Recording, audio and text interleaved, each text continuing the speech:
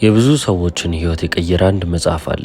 The 4 Hour Work Week ይሰኛል። በሳምንት ውስጥ ለ4 ሰዓታት ብቻ መስራትን ያመለክታል። አሁን ገና ከርዕሱ ስታነቡት ይሄ መጽሐፍ ጥሩ ነገር ይዞ ሊመጣ አይችልም ብላችሁ ታስባላችሁ። ምክንያቱም እንዴት ነው የሰው ልጅ በሳምንት ለ4 ሰዓት ብቻ እየሰራ እዚህች ዓለም ላይ ሰርቫይቭ ሊያደርግ ወይንም ሊኖር የሚችለው ብላችሁ ትጠይቃላችሁ። ርዕሱን አልፋችሁ ግን ውስጡ ያለውን ይዘት ብትመለከቱት እኛ የምንፈልገው ህይወት ለእኛ ምን ያህል ቅርብ እንደሆነ ትገነዘባላችሁ።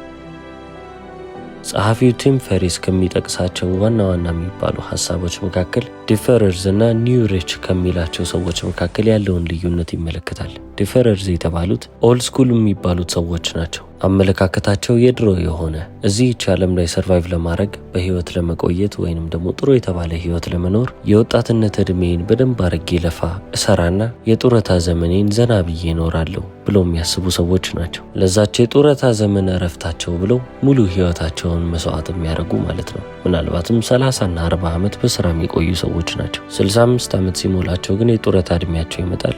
የዛኔ ህይወትን ለማጣጣም ይሞክራሉ። ያው እስከ 65 ድረስ መኖር ከቻሉ ማለት ነው። ወደ ሌላኛው ገጽ ደግሞ ስንመጣ ጸሐፊው ዘ ኒው ሪች ብሎ የጠቀሳቸው ደግሞ አሉ። እነዚህ ኦልድ ስኩል ከተባሉት ወይንም ደግሞ ዲፈርድ ከተባሉት ሰዎች የተለዩ ናቸው። ህይወታቸውን ሙሉ ከልጅነት እስከ እርጅና እድሜያቸው ድረስ ጡረታ እንደወጣ ሰው የሚኖሩ ወይንም መኖር የሚፈልጉ ሰዎች ናቸው። እነዚህ ሰዎች በደንብ የሚያተኩሩት የጊዜ ነጻነታቸውና የቦታ ነጻነታቸውን ነው።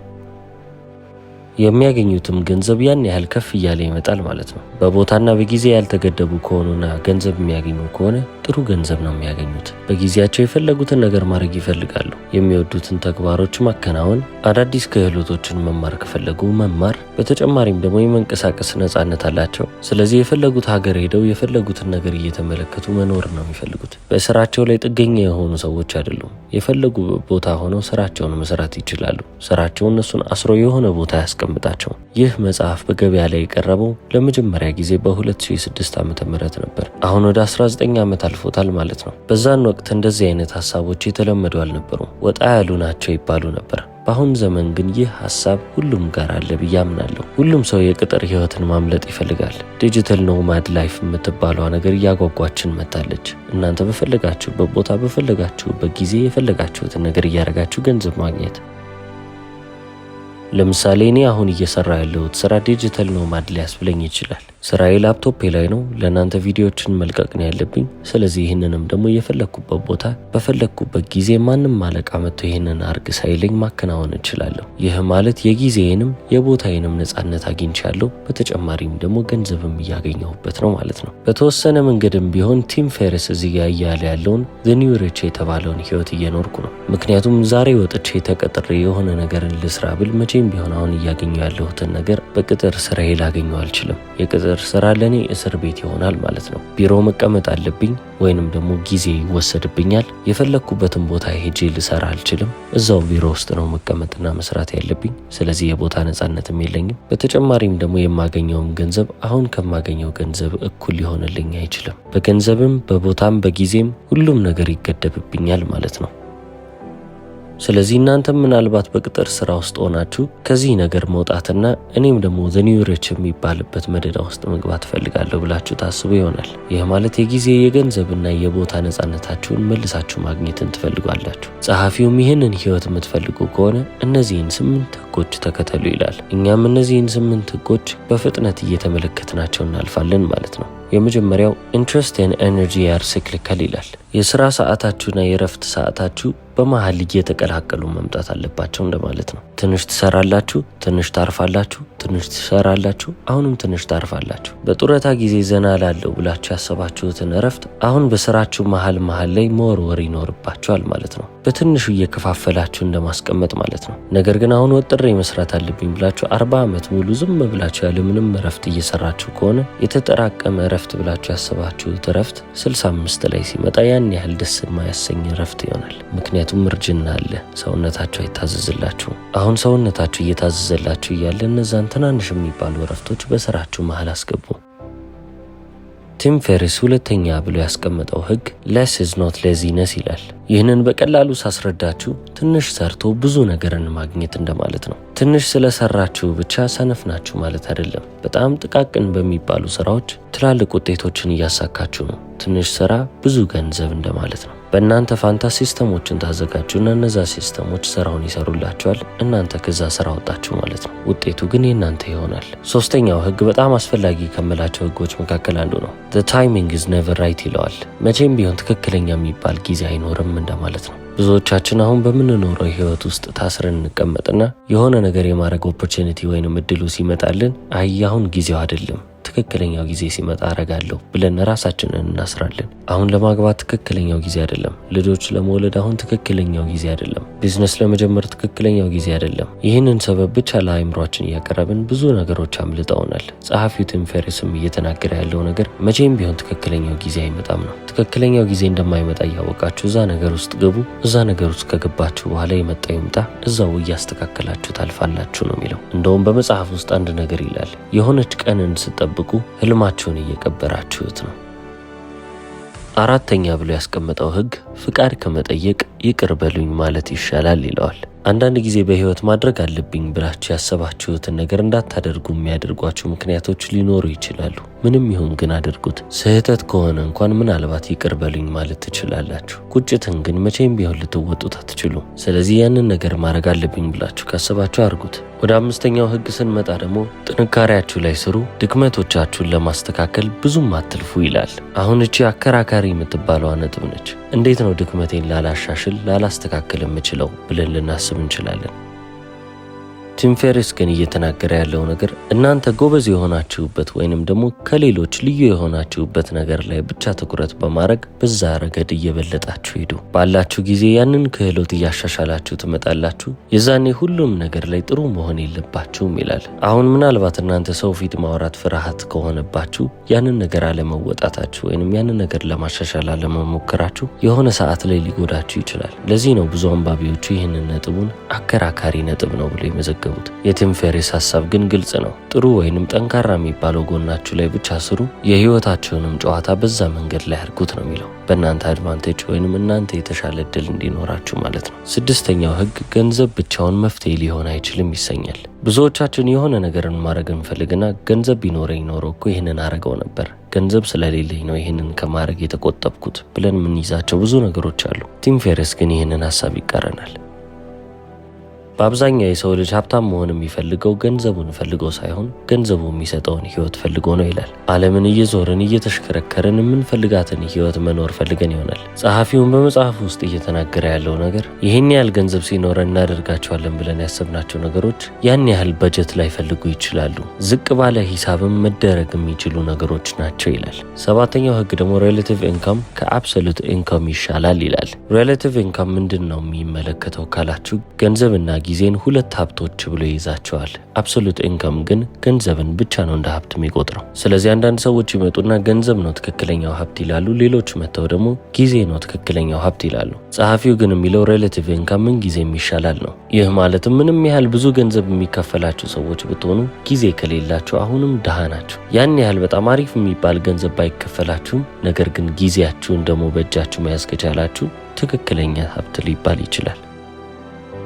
ወደ ስምንተኛው ህግ ስናልፍ ዲስትረስ is bad, ዩስትረስ is good ይላል። ጥሩ የሚባልና ጥሩ የማይባል ጭንቀት አለ እንደማለት ነው። ዲስትረስ የሚባለውን ጭንቀት መጥፎ የሚባለው ጭንቀት ነው። እኛን በጊዜ ሂደት እያደከመን የሚመጣ የጭንቀት አይነት ሲሆን ዩስትረስ የሚባለው ደግሞ እኛን የሚጠቅመን ከኮምፎርት ዞናችን ወጣ እንድንልና ራሳችንን እንድንፈትሽ የሚያደርገን አይነት ጭንቀት ነው። እንድናድግ ከፈለግን ዩስትረስ ያስፈልገናል። የማያሳድገን ደግሞ ዲስትረስ ይባላል። እነዚህ ናቸው እንግዲህ ህጎች ተብሎ በመጽሐፉ ላይ የተቀመጡት። ከዚህ በኋላ ቲም ፌሪስ የሚያወራው ወደ እነዚህ ነጥቦች የሚያስገቧቸውን መንገዶች ነው። እነዚህንም መንገዶች ዲል ብሎ ሰይሟቸዋል።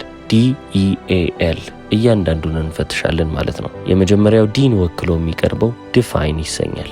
እቺ የምትፈልጓት ነጥብ ላይ መድረስ ከፈለጋችሁ አሁን ኒው ሪች እያልኩ ማወራው ቦታ ላይ መገኘት ከፈለጋችሁ ፍርሃታችሁንም ፍላጎታችሁንም ዲፋይን ልታረጉ ልታውቁት ይገባል፣ ፍቺ ልሰጡት ይገባል ነው የሚለው። በአጠቃላይም ከዚህ ህይወት ምን አገኛለሁ ብላችሁን ያሰባችሁት። ጸሐፊው እዚህ ጋር አንድ ትልቅ እውነታን ይናገራል። ፍርሃት ነው እኛ ከምንፈልገው ህይወት እያራቀን ያለው። ብዙ ሰው የምናደርገውን ነገር ሳናቅ ከምንቀር ይልቅ ደስተኛ ሳንሆን ብንኖር ይቀለናል ይላል። ይህ ለብዙ ሰው እውነታ ሆኗል። ወደፊት የሚፈጠረውን ነገር መገመት የሚፈልጉና እየገመቱ መሄድ የሚፈልጉ በጣም ብዙ ሺህ ሰዎች አሉ። ለእነሱ ደስታ አይደለም ዋናው ነገር፣ ወደማያውቁት ቦታ አለመግባትን ብቻ ነው የሚፈልጉት። በህይወት የሆነ የማያውቁትን አዲስ ነገር ሞክረው ደስታን ሊያዩም ላያዩም የሚችሉበት ሁኔታ ላይ ከሚቀመጡ የለመዱትን ነገር እያደረጉ ነገር ግን ውጤቱ ፍጹም ደስታ የሌለበት እንደሆነ ቢያውቁ ያንን ቦታ ይመርጡታል። ምክንያቱም ፖሲቢሊቲ የሚባል ነገር የለውም። ያ የጠበቁት ነገር ብቻ ነው እዛ ጋር ያለው። ታዲያ ወደ አዲሱ መንገድ መግባት ከፈለጋችሁ እርግጠኛ አለመሆንን ወስዳችሁ ደስታ ማጣትን እምቢ ልትሉ ይገባል። ቲም ፌርስን በፈራችሁ ጊዜ እነዚህን 6 ጥያቄዎች ለራሳችሁ ጠይቁ ይላል። የመጀመሪያው ስለፈራችሁ የማታደርጉት ነገር ምንድን ነው? ሁለተኛው ጥያቄ ደግሞ ይህንን ነገር ባለማድረጋችሁ ምክንያት እያጣችሁ ያላችሁት ነገር ምንድን ነው? ሶስተኛ ደግሞ ለምንድን ነው እነዛ ነገሮች እያደረጋችሁ ያልሆነው? አራተኛው ጥያቄ ደግሞ ያንን ነገር ብታደርጉትና መጥፎ የሚባለው ውጤት ቢመጣ ያ ውጤት ምንድን ነበር የሚሆነው? አምስተኛ ደግሞ ይህ መጥፎ ያላችሁት ነገር ቢከሰት እንኳን እሱን ለማስተካከል ምን ታረጉ ነበር? የመጨረሻው ጥያቄ ደግሞ ወደ ኋላ ተመልሳችሁ መጀመሪያ እንደነበሩ ነገሮችን ማድረግ ብችሉ ኖሮ ምን ትቀይሩ ነበር? በፈራችሁ ጊዜ እነዚህን ጥያቄዎች ጠይቁና ወደፊት ትንቀሳቀሳላችሁ ይላል። አሁን ስለ ፍርሃት አወራን። ትላልቅ ወደምትሏቸው ግቦች ወይንም አምቢሽን ብላችሁ ወዳሰባችሁት ደግሞ እንለፍ። ደስተኛ ያረገኛል ብላችሁ ከምታስቡት በላይ ኤክሳይት ያረገኛል ብላችሁ የምታስቡትን ነገር አድርጉ ይላል ጸሐፊው። ጠዋት ተነስታችሁ የሚያስደስታችሁ ነገርና ጠዋት ተነስታችሁ የሚያጓጓችሁ ነገር ብዙ ጊዜ ተመሳሳይ አይደለም። የሚያጓጓችሁ ነገር ብዙ ጊዜ ሪስክ ያለው ወይንም የተወሰነ ያህል እንኳን የሚያሰጋችሁ ነገር ያለበት ነገር ነው። ስለዚህ ለእነዚህም ነገሮች ደግሞ ጥያቄን አዘጋጁ ይላል። 5 ነገሮችን ትጽፋላችሁ። መሆን የምትፈልጉትን 5 ነገሮች፣ ማድረግ የምትፈልጉትን 5 ነገሮችና ማግኘት የምትፈልጉትን 5 ነገሮች ትጠቅሳላችሁ። 15 ግቦች አሏችሁ ማለት ነው። ከነዚህ ከ15 ውስጥ 4ቱን ትመርጣላችሁ ይላል። ለነዚህ ለአራቱ ለእያንዳንዱ 3 በተግባር ማድረግ ያለባችሁ ነገር ታወጣላችሁ። አንደኛው ላይ በተግባር መጀመር ይኖርባችኋል ይላል። ዲ የተባለውን ዲፋይን የተባለውን ነገር ጨርሰናል። ወደ ኢ ስንመጣ ደግሞ ኤሊሚኔት ወይንም ማስወገድ የሚባለው ነገር ጋር ደርሰናል። ብዙ ጊዜያችንን እየወሰዱ በተጨማሪም ደግሞ ወደ ህይወታችን ብዙ ቫልዩ የማያመጡልንን ነገሮች እየቀነስን እንመጣለን። ለምሳሌ ፓርኪንሰን ሎው የሚባል አንድ ህግ አለ። አንድን ስራ ይፈጃል ብላችሁ ባስቀመጣችሁት ጊዜ ሊፈጅ ይችላል። ለምሳሌ እኔ ለእናንተ ይህንን ቪዲዮ መቅዳትና ኤዲት ማድረግ አለብኝ ብዬ ለራሴ ያስቀመጥኩት 1 ቀን ከሆነ ይህንን ስራ ሰርቼ የማጠናቀቅ እድሌ በጣም ዝቅ እያለ ይመጣል። ስራውን ሳልሰራ ላልፍ እችላለሁ። ነገር ግን ይህንን ስራ ለመስራት ለራሴ 5 ሰዓት ብሰጥ በዛች 5 ሰዓት ውስጥ ማለቅ ይኖርበታል። አሁን ዲል ከተባለ ውስጥ ዲ እና ኢን ጨርሰናል። ወደ ኤ ስንመጣ ኦቶሜት የሚባል ነገር እናገኛለን። የምንፈልጋቸውን ውጤቶች እንድናመጣ የሚረዱንን ነገሮች ወይንም ሲስተሞች እያዘጋጀን እኛን ራሳችንን ከዛ ነገር ማውጣት፣ የእኛ ተሳትፎ ሳይኖር ያ ነገር በራሱ እየተንቀሳቀሰ የምንፈልገውን ውጤት ይዞልን እንዲመጣ ማድረግ ማለት ነው።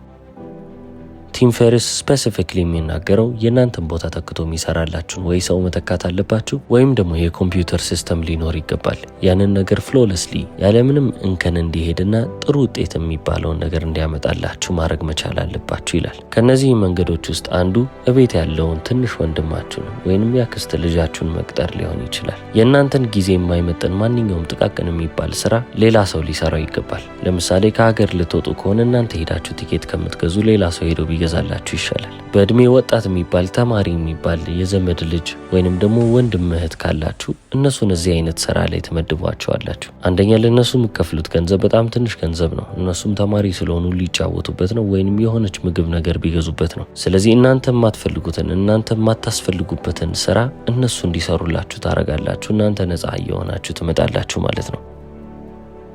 ነፃ ስለመሆን ካወራን አይቀር የመጨረሻው ኤል ሊበሬት ሲሆን ነፃነት ወይንም ራሳችሁ ነፃ ማድረግ ማለት ነው። ቲም ፌርስ የነገራችሁን ነገሮች እንዳለ እያከናወናችሁ መጥታችኋል። አሁን መጨረሻ ላይ ነፃ የምትሆኑበት ጊዜ ነው ማለት ነው። ከፈለጋችሁ የቀን ስራችሁን የምትተዉበት ጊዜ ላይ ልደርሱ ትችላላችሁ። በትክክል ቲም ፌርስ በተናገረው መልኩ ህይወታችሁን እየመራችሁ ከቀጠላችሁ። ምክንያቱም ዋናው እናንተ የምትፈልጉትን ነገር በምትፈልጉት ሰዓትና ጊዜ በምትፈልጉትን ቦታ ማከናወን ነው። ስለዚህ አሁን በቅጥር ስራ ውስጥም ካላችሁ ታስሬያለሁ ብላችሁም ካሰባችሁ ሁሌም ቢሆን አይምሯችሁ ውስጥ ልታስቀምጡት የሚገባ ሀሳብ ይሄ ነው። ስራችሁን ምንም ያህል ብትወዱትም ስራችሁ ለእናንተ ግዴታ መሆን የለበትም። ያ ማለት እናንተ በፈለጋችሁበት ሰዓት ላይ ስራችሁን መስራት እንድችሉ ማድረግ ትችላላችሁ። ዘ ኒው ሪች የሚባለው አዲሶቹ ሀብታሞች የሚባሉትም እዚህ መንገድ ላይ ያሉ ሰዎች ናቸው። የጊዜያቸውን ነጻነት ያገኙ ሰዎች። በሚያስገርም ሁኔታ ደግሞ የጊዜና የቦታ ነጻነት ያገኙ ሰዎች የተሻለ ገንዘብ እያገኙ የሚመጡ ሰዎች ናቸው። በዚህ መንገድ ነው እንግዲህ ህይወታችሁን የበለጠ እያቀለላችሁ የምታገኙትንም ገንዘብ እየጨመራችሁ በሳምንት ውስጥም ትንሽ ሰዓታቶችን እየሰራችሁ ሀብታም መሆን የምትችሉት። ቲም ፌሪስ ይህንን መጽሐፍ ከጻፈ በኋላ በዓለም ደረጃ በጣም ታዋቂ የሚባሉ ጸሐፊዎች መደዳ ተመድበዋል። ቅድም እንዳልኳችሁ ይህ መጽሐፍ ከተጻፈ 19 ዓመት አልፎታል። በመጽሐፍ ውስጥ ይህንን ነገር አድርጉ፣ ይህንን ነገር አታርጉ እያለ ሬኮመንድ የሚያደርጋቸው አንዳንድ ነገሮች ጊዜያቸው ያለፈባቸው ሊባሉ ይችላሉ። ነገር ግን ዋና ስር መሰረቱን ማስተላለፍ የፈለገውን መልእክት ማንበብ ከቻላችሁ፣ ያለውንም ነገር በደንብ ከተረዳችሁ፣ ህይወታችሁን በደንብ እያደሳችሁ ውብ እየሆናችሁ የምትመጡ ሰዎች ትሆናላችሁ። በሳምንት ለ4 ሰዓት ብቻ ሰርታችሁ ህይወታችሁ እንዲያምር ከፈለጋችሁ እንግዲህ ይህንን መጽሐፍ አንብቡት። ስለተከታተላችሁ አመሰግናለሁ። ቻው።